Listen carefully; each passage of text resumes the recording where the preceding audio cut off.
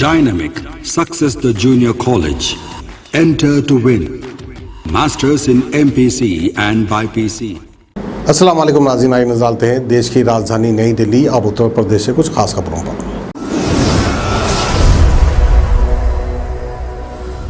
दिल्ली सरकार ने देशी और विदेशी हर तरह की शराब की होम डिलीवरी को मंजूरी दे दी है।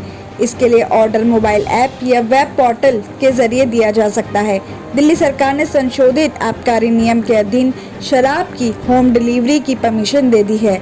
इस एक्ट के अनुसार जिन लोगों के पास लाइसेंस है उनको ऐप या वेबसाइट से खरीदी गई शराब की होम डिलीवरी की ही परमिशन दी गई है। तो वहीं जिनके पास लाइसेंस है उनको खुली जगह जैसे छत, क्लब्स, बार, रेस्टोरेंट्स में शराब रखने की भी परमिशन दे दी गई है। लेकिन किसी भी हॉस्टल, ऑफिस और इंस्टीट्यूट को डिलीवरी नहीं की जाएगी। आपको बता दें कि अप्रैल में जब दिल्ली में लॉकडाउन लगा था तब शराब की दुकानों पर लोगों की भीड़ बढ़ गई थी। उसी टाइम शराब की कंपनियों ने दिल्ली सरकार से शराब की होम डिलीवरी शुरू करने की मांग की थी। वही confederation of Indian alcoholic beverage companies ने कहा कि महाराष्ट्र में कोरोना संक्रमण को रोकने के लिए दुकानें बंद है, बावजूद सरकार ने होम डिलीवरी की परमिशन दी है। दिल्ली में अप्रैल में लॉकडाउन के बाद शराब की दुकानों पर भीड़ बढ़ गई थी और ये लोगों की घबराहट ही थी। एसोसिएशन ने उम्मीद जताई थी कि दिल्ली में ऑनलाइन बिक्री की परमिशन दी जाएगी।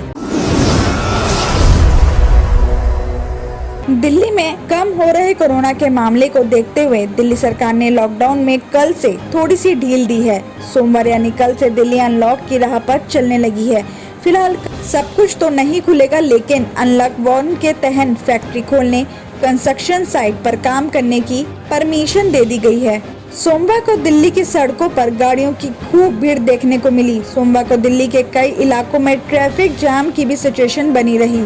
तो वहीं दिल्ली के आईटीओ इलाके में भी गाड़ियों का लंबा जाम लगा रहा। लॉकडाउन में जहां सड़कें खाली पड़ी थी वहां कल गाड़ियां ही गाड़ियां दिख रही थी। लंबा जाम लगने की वजह से वहां के आने जाने वाले लोगों को भी काफी परेशानी का सामना करना पड़ा। तो वहीं पहले चरण में फैक्ट्रीज और कंस्ट्रक्शन एरिया को अनलॉक करने से मजदूरों के चेहरे खिल गए हैं।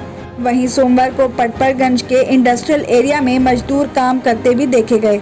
आपको बता दें कि उत्तम नगर, पीरागढ़ी, नांगलई, किराड़ी, मंगोलपुरी, नजफगढ़, बवाना, नरेला, पंखा रोड, डावड़ी, सागरपुर के साथ दिल्ली के कई जगहों पर लेबर चौकों पर सोमवार की सुबह 7 बजे सुबह से ही मजदूरों ने आना शुरू कर दिया था और 8 बजे तक चौकों पर काफी ज्यादा मजदूर पहुंच गए थे। लेकिन काम कराने के लिए मजदूरों को लेने के लिए लोग काफी कम आए। इसी वजह से आधे से ज्यादा मजदूरों को 40 दिन बाद भी काम नहीं मिल पाया।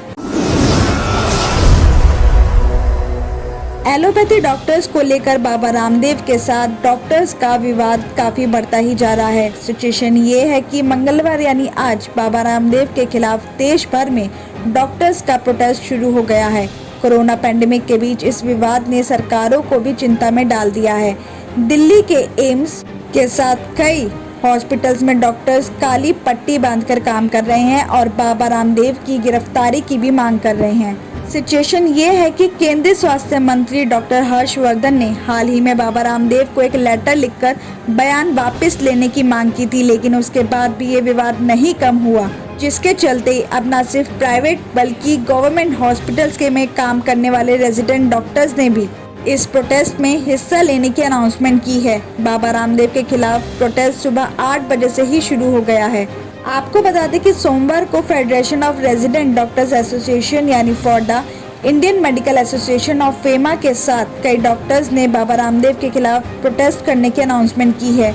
इसमें कर्नाटक, महाराष्ट्र, उत्तर प्रदेश, जम्मू कश्मीर, हरियाणा, पंजाब, एमपी और राजस्थान तक कई गवर्नमेंट हॉस्पिटल्स में काम करने वाले रेजिडेंट डॉक्टर्स ने हिस्सा लेने की जानकारी दी है। तो वहीं डॉक्टर्स के अनुसार इस कोरोना पैंडेमिक के बीच पेशेंट्स की जान बचाना पहले जरूरी है, इसलिए ट्रीटमेंट में कोई प्रॉब्लम ना आए। सभी काली पट्टी बांधकर बाबा रामदेव के खिलाफ प्रोटेस्ट कर रहे हैं। इनकी मांग है कि अगर जल्द ही सरकार ने बाबा रामदेव के खिलाफ कानून कार्रवाई नहीं की तो ये प्रोटेस्ट और भी ज्यादा देखने को मिल सकता है।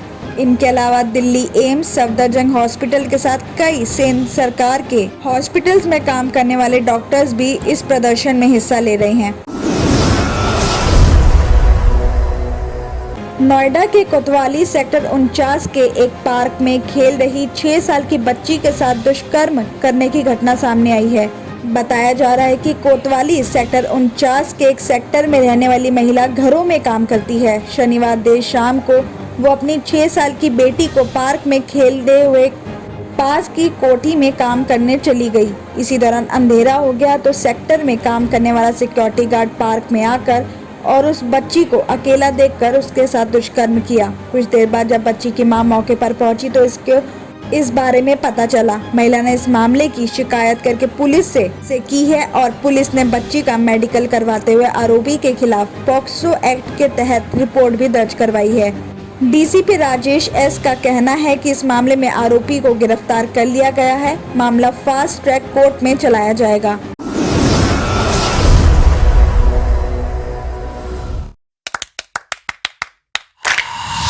Dynamic Success the Junior College. Enter to win. Masters in MPC and BPC. Integrated coaching for NEET, IIT, JEE. Separate block for girls. Better coaching, better planning, better environment with better results. Opposite Madanapet Mandi, Saeedabad, Hyderabad. Phone 04029701124. An Institute of Success Schools.